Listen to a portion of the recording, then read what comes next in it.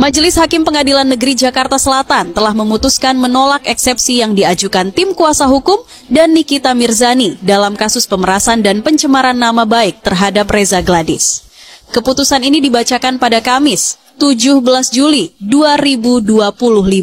Bagi sebagian orang, terutama yang sudah terlanjur memilih posisi sebagai pendukung garis keras, kabar ini dirayakan seolah-olah vonis bersalah telah dijatuhkan.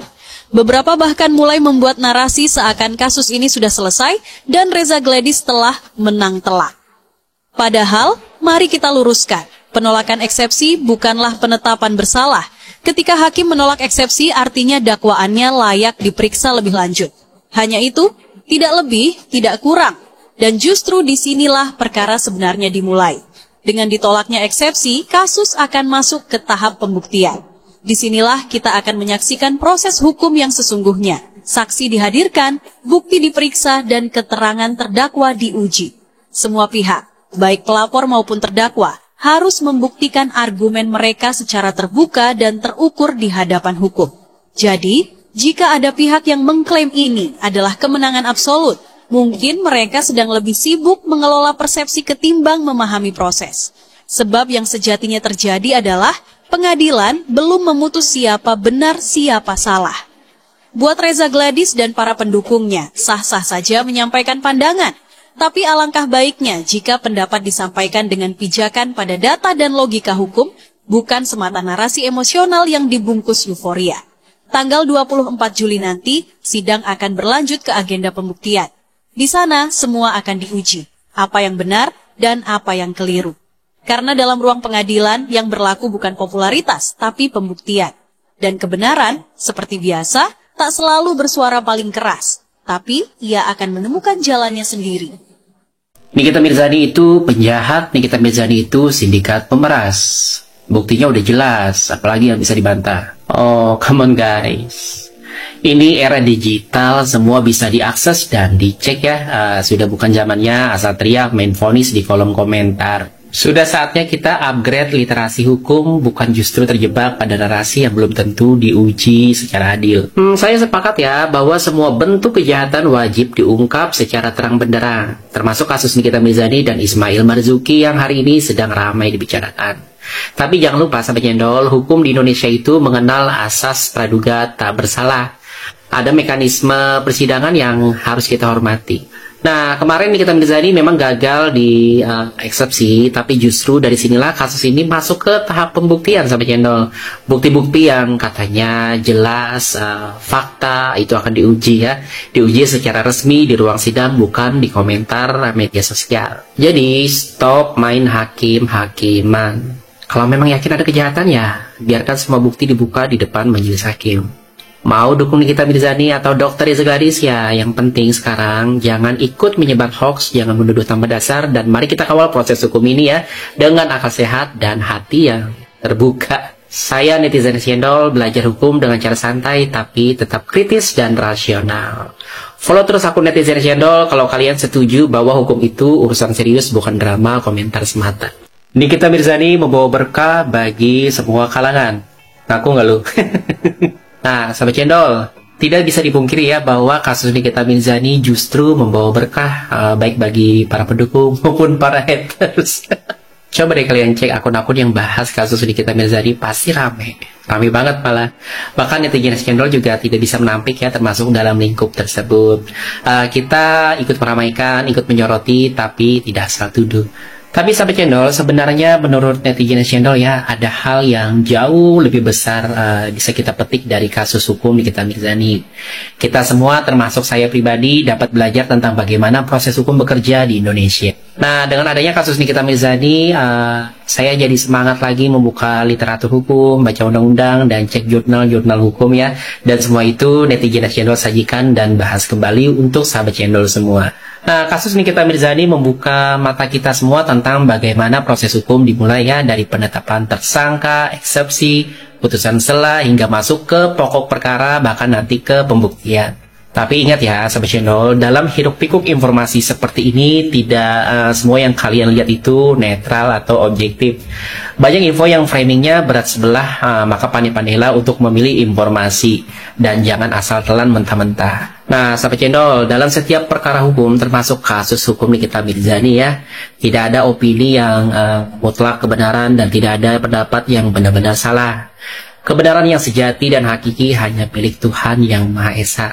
Dan di dunia hukum, kebenaran itu harus dibuktikan di ruang sidang lewat fakta, saksi, dan akhirnya ketukan padu hakim.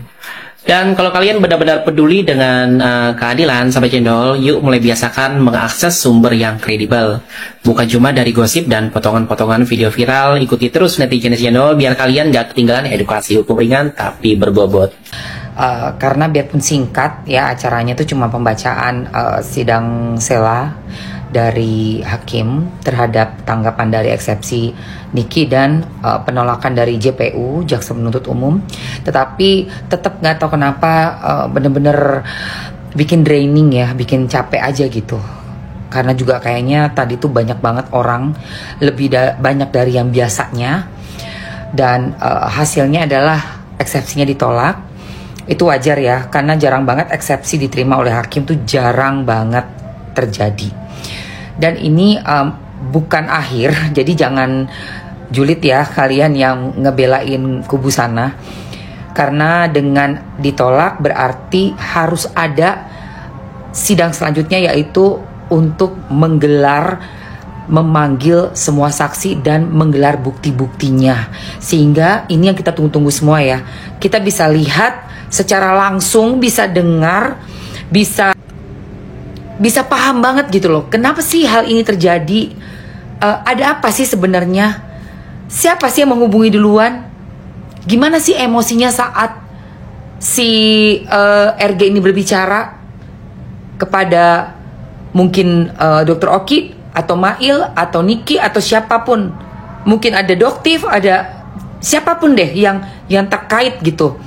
Jadi kita akan bisa menilai di situ dari cara berbicaranya, intonasi suaranya, terus kronologisnya, ya, siapa yang mencari, bagaimana barang yang sedang dipermasalahkan tersebut, yaitu skincare dan lain-lainnya.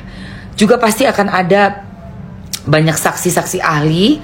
Karena ini menyangkut skincare, di mana skincare ini kan pasti ada penelitiannya, ada pembuktian bahwa memang berbahaya, memang sesuai seperti apa yang sudah direview oleh Niki gitu kan.